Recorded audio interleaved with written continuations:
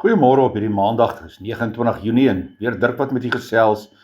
In Romeine 12 gee Paulus vir ons 'n baie moeilike opdragte, byna onmoontlike opdragte. Hy skryf: Moenie kwaad met kwaad vergeld nie. Wees goedgesind teenoor alle mense en as dit moontlik is, sover dit van julle afhang, leef in vrede met alle mense. Moenie self wraak neem nie, geliefdes, maar laat dit oor aan die oordeel van God. Daar staan immers geskrywe: Dit is my reg om te straf, ek sal vergeld, sê die Here. As jou vyand honger is, gee hom iets om te eet. As hy dors is, gee hom iets om te drink. Want deur dit te doen, maak jy hom vuurrooi van skaamte. Moet jou nie deur die kwaad laat oorwin nie, maar oorwin die kwaad deur die goeie. Wat vandag se skrifgedeelte vir ons vertel is nie maklik nie, want dit druis in teen ons natuurlike aard. Maar ons weet dat dit reg is, want dit is wat Jesus gedoen het, en hy stel ons voorbeeld. Ons weet dat om iemand seer te maak, omdat die persoon ons seer gemaak het, is nie die antwoord nie, en om kwaad met kwaad te vergeld, wel, dit lei net tot bitterheid en weerwraak. Vergelding is nie ons prerogatief nie, maar om kwaad met goed te oorwin, dit is wel. Dit lei tot welwillendheid, dit lei tot vergifnis, ja, dit lei tot vrede op die einde van die dag. Het is miskien vir ons verskriklik om van al die misdaad in die media te lees en van hofsaake te hoor wat geregtigheid moet laat geskied, maar dit doen nie. Ons word egter diep geskok deur mense wat die wet in eie hande neem en verkeerde dade doen en om geregtigheid sogenaamd te laat geskied. 'n Afgetrede sendeling vertel met 'n tikkie humor van haar ondervinding toe 'n inbreker op 'n keer by haar huis ingebreek het. Hy het gesê dat hy honger was en sy het vir hom 'n toebroodjie gemaak.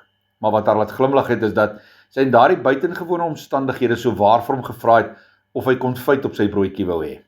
Sy het kalm gebly in hierdie omstandighede wat eintlik seker maar vreesaanjaend moes gewees het vir 'n ou dame wat op haar eie gewoon het. Maar sy het die geleentheid gesien om letterlik vir haar vyand iets te gee om te eet en so Christus se liefde te bewys. Sy het geen gevolge oorgehou nie en het positief en rustig aangegaan met haar lewe. Die invloed wat een persoon deur 'n enkele daad kan uitoefen, kan lewensveranderend wees.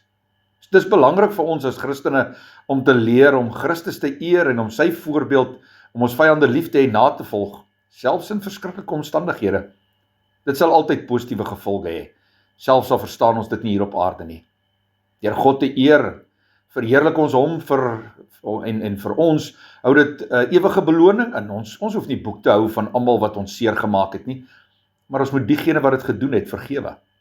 Om 'n wrok te koester beïnvloed ons verhouding met God, met die persoon en soms met mense wat die persoon ken en so word ons in 'n web van bitterheid vasgevang. Daardie teksvers: seën julle vervolgers, ja, seën hulle, moet hulle nie vervloek nie. Dit laat ons nie toe om onsself te regverdig en ander te vervreem nie. In steede deur gehoorsaam te wees, ja, daar bewys ons liefde en bly ons in die krag van die Heilige Gees, waar daar geen ruimte vir vyhandigheid en wraak is nie. Here, help my asseblief om deur my vyande te seën, U te eer en te verheerlik, en sodoende die kwaad met die goed te oorwin. Amen.